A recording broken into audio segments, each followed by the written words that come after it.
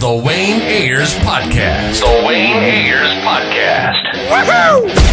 Time to wake your ass up for a blessed day.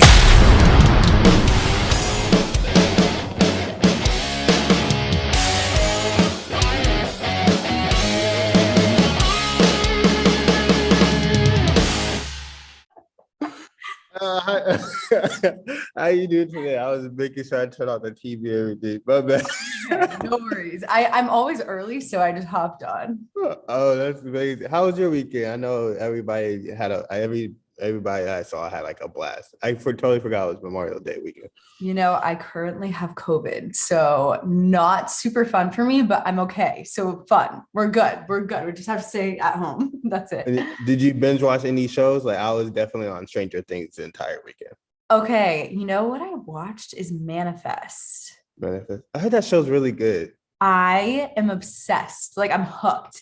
I don't know why. There's something about it that gives me like Walking Dead vibes, and I love The Walking Dead. So yeah, it's kind of there's no zombies, but it has that supernatural thing, and it's super dramatic, and I'm so into it. No, yeah, my friend's like, yo, this is like one of the greatest shows ever, and I just never checked it out. But yeah. Does it like how many seasons is it? I think there's 3. Yeah, there's 3. And I'm already like halfway through season 2 and I just started. So that's what I did this weekend. No, yeah, I was definitely on Stranger Things this entire weekend. I was like, yo, that's good. Do you watch Stranger Things? You know what? I'm the worst. I don't. And I actually went to college where the writers went to school, and they were my graduation speakers, and everyone has seen Stranger Things. I don't know why. Like I need to get into it. I think it's just scary because everyone loves it so much that I'm like, okay, once I start it, then I'm not going to be able to stop. No, yeah, it's a crazy thing, but it's really good, isn't it? Yeah. It's just like it had me just in the house the entire weekend. Okay, well, cool. House. Yeah, I was just like, yo, they're like, you want to do it? It's like, no, I'm watching Stranger Things. Like, hey, at least you're staying safe. 1, 2, you're getting up to speed on that show. So hey, it's good. It's productive. No, yeah, but let's get to you. Like the Batman Unburied podcast. It's like, yeah, I was listening to it. I really wish it was like a show. Like I was like, oh, this is pretty interesting. But I kind of like it. Just I don't even know how to explain it, but it sounds so cool. I was like, yo, I kind of like. And then I don't know. I don't know how to explain it, but it's like it's such a dope like podcast. I was like, yo, I don't really listen to podcasts as much. Like when you have your own stuff, you kind of just don't want to like listen to other things or like really like it's like I already have a podcast. It's weird, just right? Other podcasts, right? You're like I'm done with podcasts. Like once you do it, it's just like. But no, Batman Unburied podcast. Like, yo, I even told my sister about. She's like, yo, this is amazing. Like, yeah. Really? But yeah, like, how do you feel about the fan reaction? Cause I see like a lot of people react. It's also went #1. Like, so of course. Crazy. I know. Yeah. So like how's like the fan reaction? Like how you've been taking out on it? Because I mean it's pretty cool, honestly. So I didn't realize. I mean, not that I didn't realize. I should have known that it was going to be this big because it's obviously DC and it's Batman and Spotify and Warner Brothers. But originally I was like, oh, it's an audio drama. It's going to be really cool. Hopefully people find it. And then it was #1 and I was like, wow, this is actually kind of insane. So the reaction's been amazing, and it's really cool because I know everyone on it worked really, really hard for a long time, especially like writing, producing, directing, everyone involved. So I think it's really great to see it doing so well. And it's such a different medium for Batman, for anything. So knowing that this medium can be effective, I think is also huge and will open up a completely new door. No, yeah, I definitely didn't know like what to expect from it. I was like, oh, this is actually really good. Like I was like, oh, this is actually kind of like I don't know, like some people's podcasts they like talk about the same default thing. It's all but I was like, no, this is I wish they kind of do more. I hope there's like more of these to come. I know, but but how did you get like a part of it? Because I was like, yo, this is such a dope like concept, like, or you know what I'm saying, like how did you even get a part of this? Yeah, so I met the director and one of the producers, Alex Kemp and Toby Lawless, through a different project I did, and I actually just self-submitted on casting networks probably a year ago for Alex's passion project. So it was me and one other actor, and it was another audio drama. And I met them through that. And we've done, I think, 4 together now. So they're awesome. We hit it off and had a great time working with them. And so they, when Batman came, they threw me an audition, and then I luckily got to be a part of it. So yeah. No, Yeah. that's really dope, man. That's like, I don't know, I really love this. But like, how was this all shot? Kind of, was it like we were still all in quarantine with this shot, or like how was this shot? Like you guys were in person? So Like, yeah. So it was for me at least, I was working at Wolf at the Door Studios, which is Alex and Toby's and Winnie Kemp's studio in Venice. But I went in to the actual studio in person and then recorded there. But I think it's really interesting because I worked with Emmy Raver Littman, who played Poison Ivy, and she was in Canada at the time. So we got to work together, but we were Zooming while recording in separate studios, like different countries. So cool. But I think we were a couple of the only people that actually got to work together at the same time.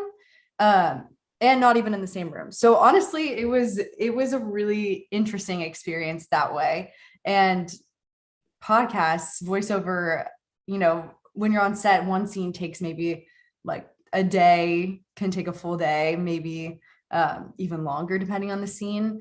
But for this, it was pretty quick. I mean, it was maybe 4 hours to work on this whole thing one day, for me at least. So yeah, you kind of power through it.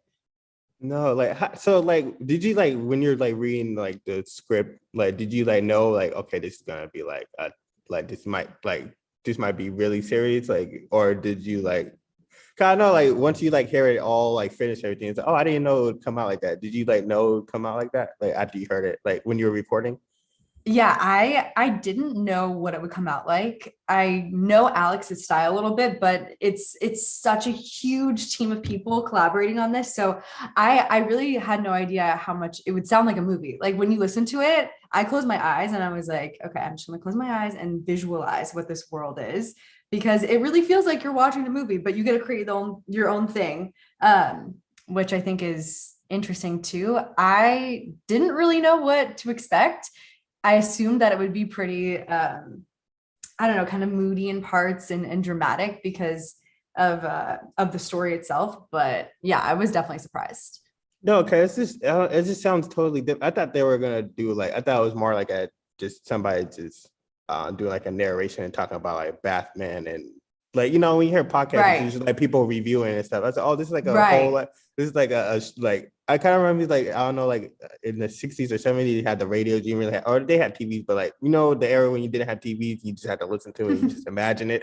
I was like, oh yeah, it kind of just reminded me of that. Yeah. I was like, yo, My parents still do that. I mean, my parents are huge audio drama people. They listen to, I think Dragnet and stuff. They have the tapes. They still have the cassette tapes that they put in every night and they listen. So yeah. Yeah. That's making a comeback. No, yeah, I was like, this is such a dope experience. I hope I just really hope everybody enjoyed this. But what was like your favorite episode of the podcast?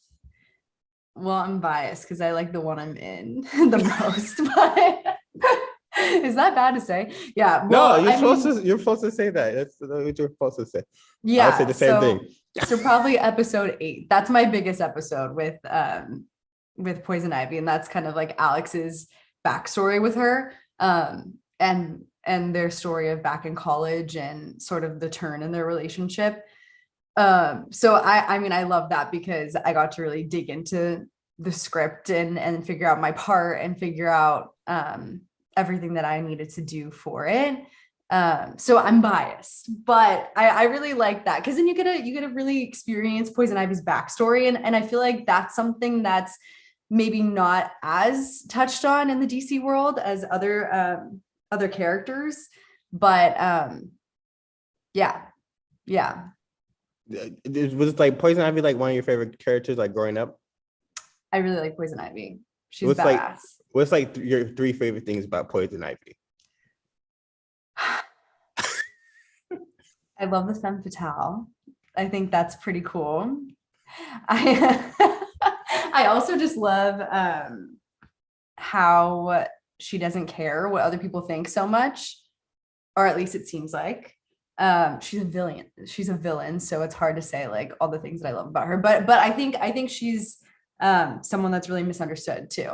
At least in Batman Unburied too, because you get to learn a lot about why she is the way she is, and you get to feel her human side a lot more and explore that, especially with Alex too, which I think was one of my favorite parts about my character is just getting to be a part of her story and seeing where she fell and how she became the infamous villain that she is. Yeah, I wonder, like, do you have like? I always ask people this, but like, do you have any like similarities to Alex, or like, what's like three things you don't like about Alex, and what's like three things you love about Ooh. Alex? Okay. Three things. Well, okay. I'm going to say my number one thing, at least I don't like about her, is that she didn't really give Pam an opportunity to explain herself. So the fact that Alex just assumes things, maybe, and that's something that I'm probably a little bit similar to, because if you see something, you're like, I know exactly what happened. You think you know everything, but maybe there's more to the story. So I think that's something is just judging before hearing and knowing. But one thing that I love about Alex is the fact that she is really caring. I think that's something that I wanted to show with her, is just that amazing dynamic, that relationship between them, and how much, love there is between her and Pam. So yeah, I would say that's my number one thing, that I think her downfall is that she doesn't listen necessarily, or doesn't hear someone else before making an assumption. And then what I love is the fact that she gives herself in love. Oh, I like that. That's a dope answer. Um, let's go. What's like your no, I'm talking about my bad. I'm so sorry. What if you could play like another character like in a series? What would the character be? Ooh. If I could play another character in the series. There's like Harvester, Riddler. Riddler was cold to me. I was like, yo. The Riddler. Yeah, the Riddler. Yeah, that would be so cool. I don't think I would do as good of a job at all, but hey, you know what? The Riddler would be sick. That's a really good part. No, yeah, the Riddler. I was like, oh, okay. I like this kind of way. Yeah. I know like what I was about to say, my bad. I know like Gotham has like so many like notorious villains, but like if you personally, if you had a like, if you could like avoid one Gotham villain, I know people would be like, I avoid them all, but if you could avoid like just one special Gotham villain, what Gotham villain would it be? Avoid?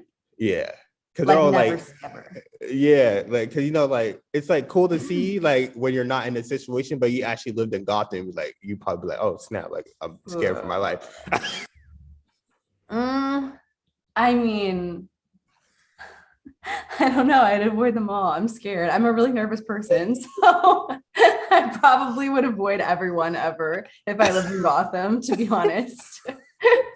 I get very anxious. So I probably would avoid pretty much everything. No, yeah, but no, like me personally, probably like Joker. I think he just Maybe Joker. yeah, he's just I don't know Joker's what a good they, one. I don't know Maybe what's Harley wrong with Quinn. Harley Quinn. I see, yeah, Harley Quinn's cool. I think Joker just more like nuts. I don't know A little what's up. crazier. Yeah, like Harley Harley can kind Quinn. of pull herself together a little bit Yeah, more. and she also shows like compassion a little bit. Like Joker just does Fair. not care. Like I'm here to wreck everything, and this is Fair. all about. That is true. I feel like the pair of them are a little scary. Yeah, I know. Like it's just like it's kind of sad. Like when Harley's more compassionate in the relationship, like any other thing, you'd be like, okay, like Yeah. She's so cool though. So would I avoid her? Maybe not. I would like want style tips, I feel like. Yeah, like I feel like I would have like a cool conversation with Harley. Joker, I'll probably just like I'm trying to avoid you at all costs. Yeah. I don't want you to even look in my Yeah. direction. I hope I you can don't get ask me behind nothing. that. I can definitely get behind that. I think a lot of fans were interested. I saw like seeing like the Bruce Wayne, the forensic pathologist, and then you get to see the twist like in like or later in the episode. Like what was like your thought about that? 'Cause I was like, yo, this is actually kind of interesting, like just to see. even though it was Yeah. like a whole like different thing, but it was kind of interesting to see. I don't think I remember seeing that like certain. Right, right. There are a lot of really impactful twists in Batman Unburied. And it was interesting because I read the whole script maybe a year. Oh no. Less than a year ago. Like over the summer. I read the whole script top to bottom. But and I honestly forgot a lot that happened. And then listening to it back, I was like, oh my God, this is crazy. I can't believe this is going on. So I think it was cool, especially like how they executed everything and led you to believe maybe one thing versus another, and then just hit you with these crazy twists. I loved the fact that it was a hallucination for Batman. So that's I don't know if I want to, should I give away things like that? Is that okay? Yeah, go ahead. I haven't watched the final 2 episodes, but I'll watch it later. People probably already watch it. I feel like it can be a little right. It can be a little confusing, right? So, I mean, yeah, the fact that it's a induced hallucination for him is pretty crazy, and then the fact that he comes up with thinking about his parents as if they were not killed. And this is a different take on Batman too, because you don't really get to see him grown with his family and his relationship with his parents. So the psychology part of this is really, really interesting. And the fact that it's kind of like all in his head too, I think really, really makes the audio space extra unique. No, I definitely feel like they're gonna make a show about that. Kyle's like, yo, this is actually be so interesting because it's not like your like typical Batman thing. Like Yeah. it's cancer. I was like, yo, this would actually be. There's so many too. flips like with the villains too. Yeah, I was like, yo, I was like, do you think is it gonna be like a season 2 for this? I hope so. Like, I don't necessarily know, but I hope so. It's probably, I mean, it's number 1 in the world, so I feel like there has to be. Like it's doing well, so there should be. I hope. It's doing more than well. It's literally number 1 in the Yeah, yeah, that's true. It'd be kind of hard. Just be like, oh no, just okay, we just call it quits, like, you know. Yeah. Well, that was cool. Thanks, guys, for doing that. Yeah. With the success of the show, I really do feel like it's gonna be like more of a DC audio verse now. Like, do you think like if you could see like another like storytelling in DC, like through like the audio, like what story would you want to see? I think I mean I'm gonna bring it back to Harley Quinn. But I love seeing the female villains. So if there was one that was just Poison Ivy too, I think that would be cool. Or not just, but like I guess maybe focus more on her, even like a Sirens one too? Huh? Like a Sirens one too? Oh yeah, that'd be cool. That'd be really cool. I love a female villain. Oh yeah. So no, I feel like I feel like DC has the best like female villains. Yeah, I think that they had the best villains, really. Like, yeah, like if they all get it together, right, it'd be so beautiful to see. Yes. But yeah, like if you could play like another character, like in just the whole like DC universe, like who would you want to play? Like if you had to do like another one of these. Another one of these. See, like Harley Quinn. I know. I literally am a broken record. But no, let's see. I mean, Batwoman would be cool. That's true. Ooh. Yeah. Oh, yeah. No, That'd yeah, be really cool. That'd be a dope one. Mhm. What do you hope like people like take away from this like podcast? I think really what I want people to take away from the podcast in general is just having an open mind about different forms of art, I guess, because this is so new. Again, like we were talking about, no one had any idea what a Batman audio drama would look like, a Batman podcast. And now the reactions are really, really amazing. So I think one big thing is just like having people experience different types of art and getting excited about them too. Because TV and film are obviously huge. And I feel like most people really, really connect to TV and film, but I think it's cool for artists to see other types types of expression working and being able to tell really unique stories. So I think just as a creative, it opens so many doors and would get me really excited too. No, yeah, I was like, yeah, it's a totally different experience. I was like, yeah, this is Mhm. really cool. You got to Yeah. imagine, like, what do you? I feel like you would know more about, like, because like for me, like I was confused a little bit, like, because you have to like just imagine. You don't really see it. Were you ever confused at all? Just like reading the script, like, like you know what I'm saying? Because there's As to points what's where you could be, happening. yeah, Totally. Yeah. But it all made sense as you kept going. I think it's one of those things where you have to just trust that the confusion is going to go away. You know, yeah. like I'm going to figure it out. I'm confused for a reason for a second, and then it resolves. So you kind of just have to ride the wave a little bit. But I think that's what makes it so cool too, is because it keeps your mind in it and keeps your mind activated instead of giving you every answer right off the bat. No, yeah, but mind the to get away from Batman Barry. You know, you are an Uh-huh. actress, filmmaker. Like, do you have any like upcoming projects you're working on? Yeah, so I have one other audio drama that's going to Tribeca.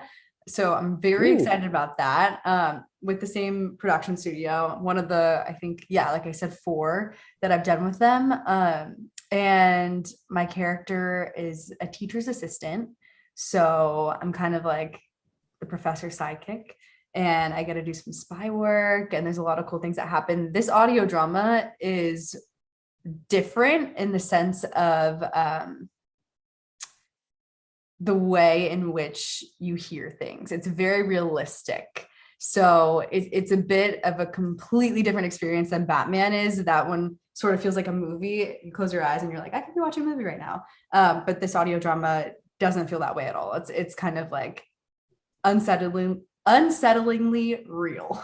There it is. is it So more like a? Is it like a? I don't know how to explain it. Is it more like a narration or like what?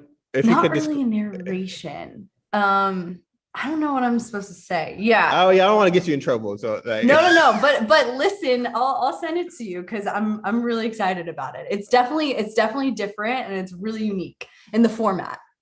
that's no. Is it like okay? So let's get to like Kaitlin. Like, if you could be like in any show right now outside of Manifest, what Okay. show would you be on? We gotta speak things to existence. Like, you know what I'm saying? Absolutely. Okay, what show would I be on right now? Um I love so many shows. I would love to be on Marvelous Miss Maisel. Ooh, that's a Yeah. good pick. That's a I good also am pick. a musical theater. Like I have a musical theater background, so I don't know. That show just kind of pops to me. Could be really fun. Oh, Yeah. that's dope. Yeah, that would be really cool. Are you also like writing and producing and stuff? Yes, yeah. So I actually studied directing in college, but I always knew I wanted to do acting since I was like really small, which I feel like is very common for actors. But um, as I grew up, I figured out that I also love being behind the camera. So right now I'm a bit more focused like on acting. But in 5 years, maybe less than that, I really want to filter in directing a bit more and writing. Yeah.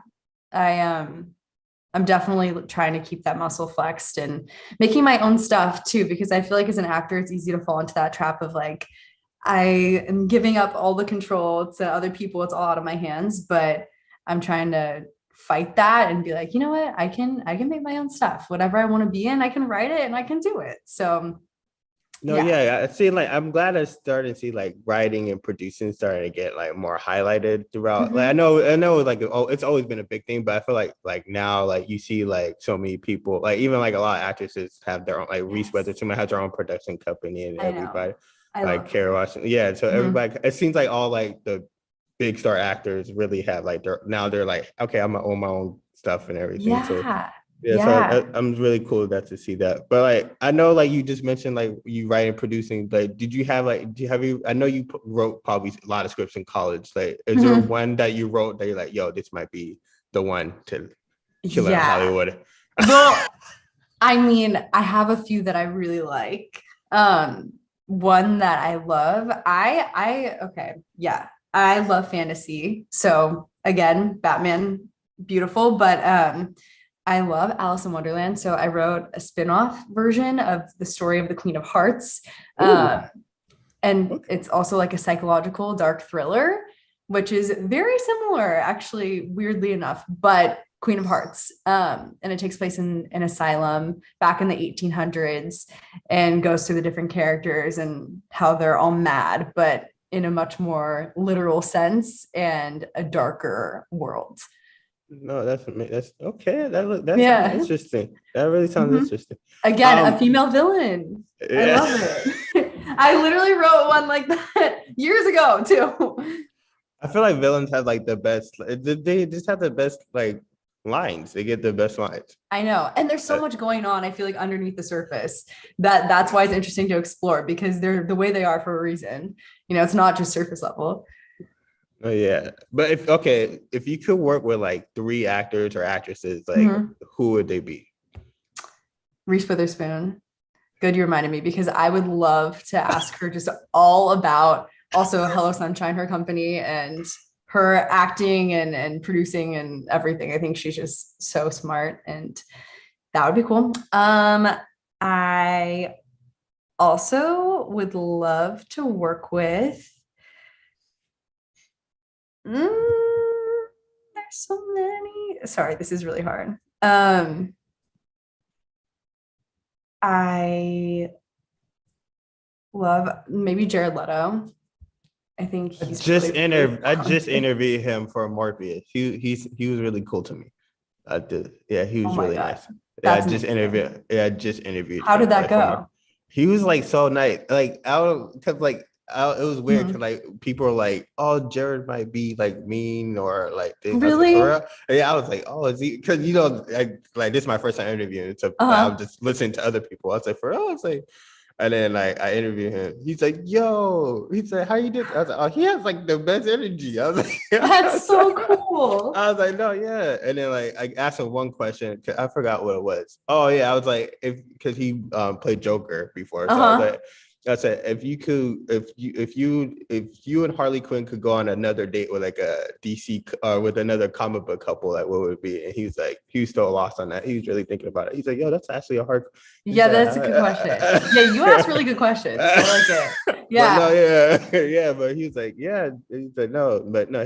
He's so nice though. I like Jared Leto. He was really nice to me. so cool. Oh, and then I Yeah. think my third would be Lily James. Okay. Yeah. I like Uh-huh. that's a good list. That's a good list. Yeah, yeah. Okay.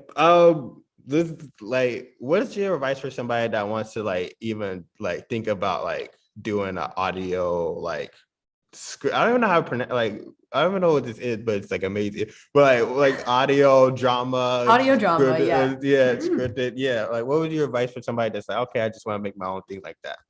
Like for someone that wants to create their own audio drama Yeah, or get involved in them. yeah. I think